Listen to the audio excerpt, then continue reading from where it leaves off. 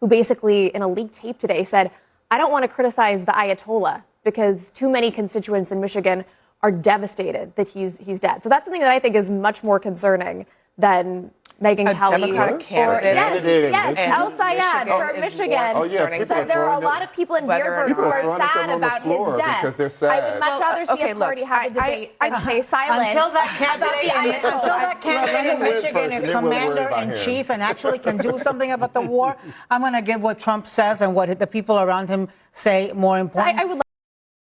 The panel explodes as Lydia Moynihan leaves everyone stunned on Newsnight with Abby Phillip.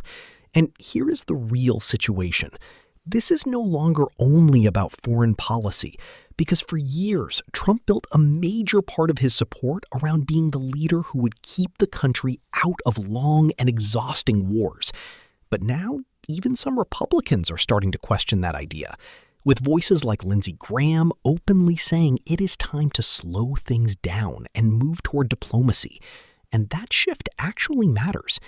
So what happens when the message no longer lines up with what people are seeing in reality? Now, let's get into it and watch how Abby Phillip and Anna Navarro push back and shut down Lydia Moynihan on Newsnight with Abby Phillip. There is a rift that is widening among some Republicans over this war in Iran, with some of the president's once loyal followers pushing back now on this. Listen. Literally, we're 4 weeks into this war, and this is the first we've heard about. We're going to go in and just get the uranium. Like we haven't. That is new. It changed from, oh no, it's about the missiles. We got to get rid of those missiles. Okay, Iran can't have a nuclear weapon. That was stated broadly. We got to do regime change because the Ayatollah's bad. It just keeps moving. And then there's Senator Lindsey Graham. He's one of the most hawkish figures in President Trump's orbit. And he called on Trump in a post this morning to wind down, yes, you read that right, wind down the war and wind up efforts for a peace deal. Graham added that he supports diplomatic efforts, but he said that an agreement from both sides is needed to resolve this conflict. So, Lydia, what is going on here? Obviously, look, I always have to caveat this. MAGA is behind the president, but there are some people who are worried about where this is heading. Megyn Kelly is one of them, but Lindsey Graham saying wind down. He went to Disney World this weekend, and I think he wants to bring some of that Disney magic back to Washington, D.C., clearly. Look, I think one thing that's always been a hallmark of the right is ideological diversity, and I think it's good for conservatives to push back and make sure that President Trump is not in an echo chamber and that he's hearing what many in his base think. And so I'm glad to hear that articulated. I think what's more troubling to me than a podcaster saying, should we be pushing for regime change, is the fact that you have Democratic candidates, a Democratic candidate in Michigan who basically in a leaked tape today said, I don't want to criticize the Ayatollah because too many constituents in Michigan are devastated that he's dead. So that's something that I think is much more concerning than Megyn Kelly. Democratic candidate. Yes, El Sayed for Michigan. Said there are a lot of people in Dearborn who are sad about his death. Because they're sad. I would much rather see a party have a debate. If you take a step back and look at how this conflict has been described over time, the objectives keep changing. First, the focus is on missiles. Then it turns to nuclear capability. And after that, it grows into wider concerns about the regime. And this shifting narrative does not just confuse the public, it also carries real political weight. Because research in political science suggests that when war goals are not clearly explained, public support tends to fall quickly, since people cannot clearly understand what success is supposed to look like. And that pattern is already visible. When someone like Lindsey Graham, who has been known for a strong stance on foreign policy, starts talking about easing things and leaning toward diplomacy, it is more than just routine discussion. It shows that even within the party, there is doubt about the direction things are heading. And there is a larger trend behind this as well. Polls over recent years show that Republican voters, especially younger ones, have become more cautious about long-lasting foreign conflicts, which explains why the idea of avoiding endless wars connected so strongly before. So when real-world actions begin to move away from that message, it creates pressure within the base itself. And then there is the issue of trust. When leaders keep adjusting their message without giving clear reasons, it creates space for criticism, not just from opponents, but also from their own side. And that is often when divisions begin to appear, because people start to question whether there was a clear long-term plan at all. And this is why Abby's argument comes across as reasonable here. It is not about rejecting a single policy. It is about highlighting that when the goals keep shifting, it becomes harder for anyone, regardless of political side, to fully support it. Because in the end, consistency is not only about communication. It is what helps maintain public trust, especially in something as serious as war. I'd stay silent. Until that candidate in Michigan is commander-in-chief and actually can do something about the war, I'm going to give what Trump says and what the people around him say more important. I would like to see I do think that it's roundly condemned. I think that's something we should all agree on as Americans. No, Sure. nobody's ever not condemned the Ayatollah. But on the question of what the President of the United States but the problem is going to do, the problem is that's that what we're talking about here. Trump right now does live in an echo chamber surrounded by his cabinet members, right? This would probably be a very different situation if it was the Trump cabinet from the first administration that you were part of. If there was a Mike Pence there, if there was a Jim Mattis there, if there was a John Kelly there. Although and I think Mike that Pence was is pretty hawkish. That was part of the reason. That was part of the reason why he put people like Pete Hegseth in there, why he put people like Pam Bondi and like Marco Rubio in there, because the quality he was looking for was absolute loyalty, and they're showing it. Do you think that the president is hearing this concern? Conservatives and some of the people that he used to cross over, right? So not just MAGA, but the people like the Joe Rogans who helped him get to the sort of the MAGA bros and the people in the middle who are worried that he's breaking promises, worried that he's slipping into a conflict that could necessitate American troops on the ground in Iran. Sure, he's hearing it. I think he follows it pretty closely. I think he's always following. I think he's beta testing messages constantly. But as I started, Abby, I think that the professor makes a great point about October 7th, because for Israel, that has become an existential threat. And for Israel, it's hard for them to find a better partner than President Trump in this campaign. But what I think that the administration has failed to do is to give clear messaging. The messaging has continued to diverge on different reasons for why we're engaged here and what the ultimate objective is. They would do well to explain that to the American people. I think that, again, Iran has posed a threat for 47 years. They've slaughtered many of Westerners. They've created an existential threat for our partner in Israel. And they are trying to develop nuclear weapons. There's a rationale for this. This moment highlights a deeper issue beyond just policy. It raises the question of who is really guiding decisions behind the scenes. Because if you look back at the first Trump administration, there were many accounts, especially from figures like James Mattis and John Kelly, showing that internal disagreements often slowed down or reshaped key decisions. And that kind of friction inside a cabinet is not a flaw. It is actually part of how internal checks work within an administration.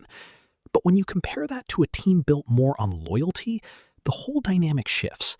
Political scientists have often noted that when leaders favor loyalty over expert disagreement, decision-making becomes more limited. You see fewer internal challenges, which can make actions happen faster, but also raises the risk of overlooking important factors, especially in something as complicated as foreign policy. And you can see the results of that right now in the messaging. When the goals of a conflict keep changing, whether it is about nuclear risks, regional stability, or broader global strategy, it creates confusion not just for the public, but even within the president's own support base. And that helps explain why pushback is now coming from unexpected voices, including people who have usually been aligned on national security. There is also a clear gap in communication, because historically, when the U.S. enters or expands a conflict, leaders usually present a clear framework. You can think about how past presidents explained the Iraq War or the Afghanistan strategy, whether people agreed or not. But right now, that level of clarity is missing. And polling continues to show that unclear goals are one of the fastest ways to lose public support for military action. And that is why Anna's position feels reasonable here. It is not about rejecting the idea that there may be a justification. It is about the fact that if that reasoning is not clearly explained and consistently delivered, it becomes harder for people to fully support it. Because in the end, in a democracy, it is not enough to simply have a plan. It also needs to be clearly communicated. The cracks are widening in the MAGA Foundation tonight after President Trump shared this AI image of himself depicted as Jesus. After severe backlash, Trump deleted the post, and then he claimed that it was actually a picture of him as a doctor. It's just the latest in a pattern of increasingly erratic behavior that we've seen from Trump, and that seems to be getting under MAGA's skin. Just last week, Trump also threatened to wipe out an entire civilization, the Iranian civilization.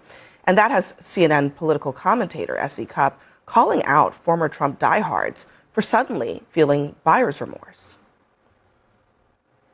You and your buyer's remorse. Who would listen to you now? Who would listen to you? You got us here. You voted for him. You told everyone they have to vote for him, right? It's going to be World War III if you don't vote for him. Give me a break. No one cares what you have to say anymore. We told you so. Anna, I feel like maybe you might empathize with what Essie is saying there. I mean, there are all these people, Megyn Kelly, Tucker Carlson, among them, Marjorie Taylor Greene, who they are, I don't know, I guess they have amnesia. They don't remember seeing Trump for the last decade. I'm not sure that Trump really has changed all that much. They have changed. Agreed. Their tolerance has changed, but Trump hasn't. Well, look, I'm seeing it in my own circles in Miami. Remember, I live in a community that overwhelmingly supported Trump, and I am seeing some of the cracks in the dam. And I think part of the reason that he's picked this fight with the Pope, other than the fact that the Pope gets under his skin, and he's depicting himself as Jesus Christ, and then lying about it. So that's like 2 or 3 commandments that he violated in one fell swoop. Is because he's having such a bad time right now, right? His wife is out there giving some random press conference at Epstein, the subject he wants to forget. The approval numbers are down in the basement. His Iran talks have fallen apart, all while he's in Miami watching a UFC fight. Gas prices are through the roof, and his best friend in Hungary just lost overwhelmingly after 16 years in power, despite J.D. Vance having been there just a few days ago, helping him campaign. And instead of us talking about Viktor Orban and the bells that should be ringing for Republicans, the wake-up alarms that should be ringing for the Republicans, we're talking about Trump's insanity and stupidity and blasphemy and lack of respect. So is there logic to his method and his madness? Yes. But people are less and less tolerant of it because it's one after the other, after the other, after the other. I want to interject on Anna's point. I don't think Trump lied about the post, and I'm not here to defend every action that he makes. You think he thought he was being a doctor? Trump didn't AI that photo. The original was it Nick Adams who posted it originally? So he posted that many months ago, calling Trump the healer of the nation. Now, I'm not crazy. I have eyes. I could see how people are like, oh, Trump is portraying himself as Jesus Christ. But A, he took it down. B, this isn't really that surprising to anyone. And C, that's not, if the person who created the photo is denying that, do you find I don't it know blasphemous? who we are. Blasphemous? Yeah. If he was intentionally portraying himself as Jesus Christ, He was, but but do you think he was portraying himself? This exchange highlights something more meaningful than just one controversial post. It is really about how the level of tolerance within a political base can change over time. Because when you look at the bigger picture, this kind of reaction does not come out of nowhere. Research in politics shows that voters often ignore behavior they might usually criticize when they believe their side is succeeding or producing results. But when things start to slip, whether it's the economy, foreign policy, or approval ratings, that same behavior becomes much harder to overlook. And there are clear signs that this shift is already happening. Polling from organizations like Gallup shows that approval often moves closely with economic confidence and global stability.